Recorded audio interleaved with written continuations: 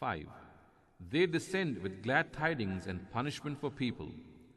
The Quran says, وَلَقَدْ جَاءَتْ رُسُلُنَا إِبْرَاهِيمَ بِالْبُشْرَى قَالُوا سَلَامًا قَالَ سَلَامٌ فَمَا لَبِثَ أَنْ جَاءَ بِعِجْلٍ حَنِيذٍ فَلَمَّا رَأَى أَيْدِيَهُمْ لَا تَصِلُ إِلَيْهِ نَكِرَهُمْ وَأَوْجَسَ مِنْهُمْ خِيفَةً قَالُوا لَا تَخَفْ إِنَّا أُرْسِلْنَا إِلَىٰ قَوْمِ لُوطٍ. And our messengers came to Abraham with glad tidings. They said, Peace be to you.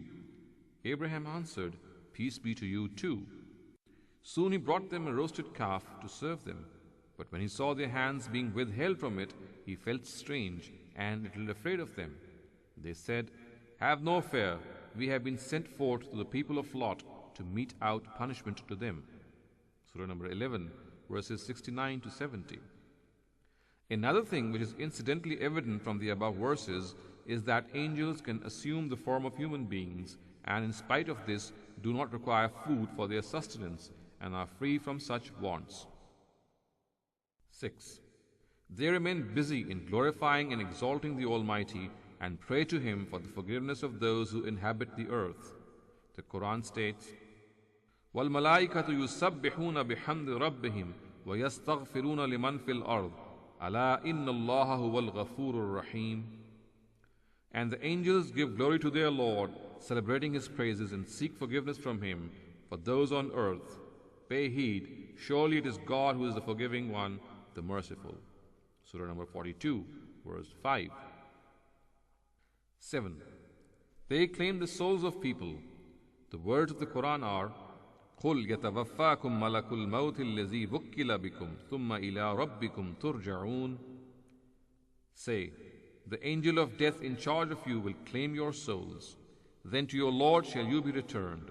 Surah number 32, verse 11. 8. They are the companions of the faithful, both in this world and in the hereafter, and give them glad tidings of paradise at their death.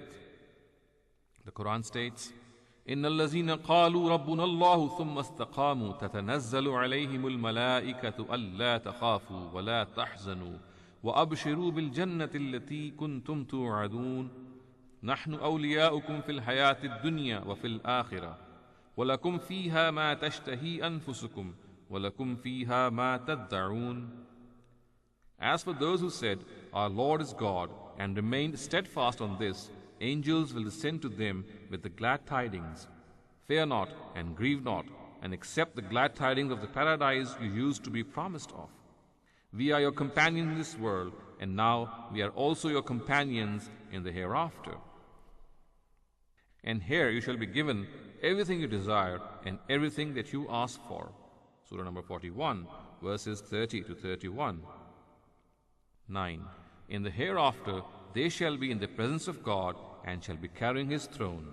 The Quran states, وَتَرَى الْمَلَائِكَةَ حَافِّينَ مِنْ حَوْلِ الْأَرْشِ يُسَبِّحُونَ بِحَمْدِ رَبِّهِمْ. And you shall see the angels encircling the throne, glorifying and celebrating the praises of their Lord. Surah number 39, verse 75. وَالْمَلَكُ عَلَىٰ أَرْجَائِهَا وَيَحْمِلُ أَرْشَ رَبِّكَ فَوْقَهُمْ يَوْمَئِذٍ ثَمَانِيَةٌ. And the angels will be at its borders, and 8 of them will on that day bear the throne of your Lord over them. Surah number 69, verse 17. 10. They shall be in charge of hell. Quranic words are, عَلَيْهَا مَلَائِكَةٌ غِلَاظٌ شِدَادٌ لَا يَعْصُونَ اللَّهَ مَا عَمَرَهُمْ وَيَفْعَلُونَ مَا يُؤْمَرُونَ. It, or hell, will be in the charge of stern and mighty angels who never disobey what God commands them and do exactly as they are directed. Surah number 66, verse 6. It is implicitly evident from the Quran that the angels shall also be in charge of paradise and its affairs. Besides referring to these obligations and responsibilities, the Quran has in several places negated the various erroneous concepts people had formed about them. Consequently, it was clarified that angels are not the daughters of God the way these foolish deem them to be. In fact, the angels are the near ones of God. They have attained this nearness not because they are able to have their way with God by influencing or cajoling Him, but because they conform to every standard of serving and obeying Him. They cannot even take the initiative in conversing with him unless he allows them to. What to speak of having their way with him in such a manner?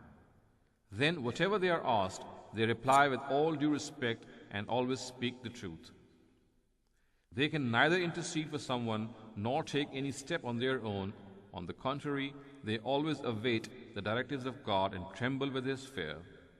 The Quran states, قَالُوا اتَّخَذَ الرَّحْمَنُ وَلَدًا سُبْحَانَهُ بَلْ عِبَادٌ مُكْرَمُونَ لَا يَسْبِقُونَهُ بِالْقَوْلِ وَهُمْ بِأَمْرِهِ يَعْمَلُونَ يَعْلَمُ مَا بَيْنَ أَيْدِيهِمْ وَمَا خَلْفَهُمْ وَلَا يَشْفَعُونَ إِلَّا لِمَنِ ارْتَضَىٰ وَهُمْ مِنْ خَشْيَتِهِ مُشْفِقُونَ وَمَنْ يَقُلْ مِنْهُمْ إِنِّي إِلَٰهٌ مِّن دُونِهِ فَذَلِكَ نَجْزِيهِ جَهَنَّمَ كَذَلِكَ نَجْزِي الظَّالِمِينَ. They say, the merciful has children. Certainly not. He is above this. In fact, these angels are but his honored servants. They never take the initiative in speaking to him, and in all circumstances obey his command.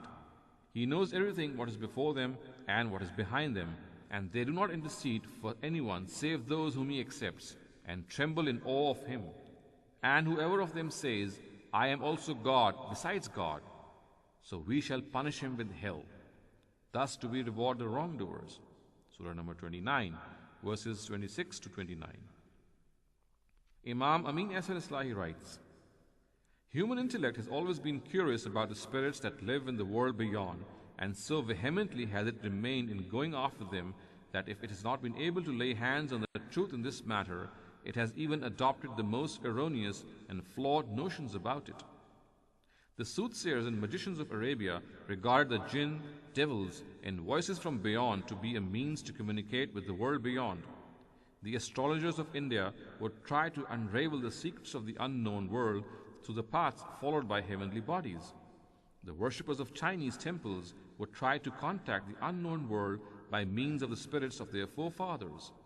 The Quran negated all these unfounded means of communication with the unknown world and regarded knowledge gained through these means to be an amalgam of truth and untruth, and at the same time explained that the only reliable means of communicating with God is the angels who come to his messengers, and whatever God asks them to deliver these messengers, they do so in its original form. Amin Hasan Islahi, Tadabbur Quran, Volume 1, page 424.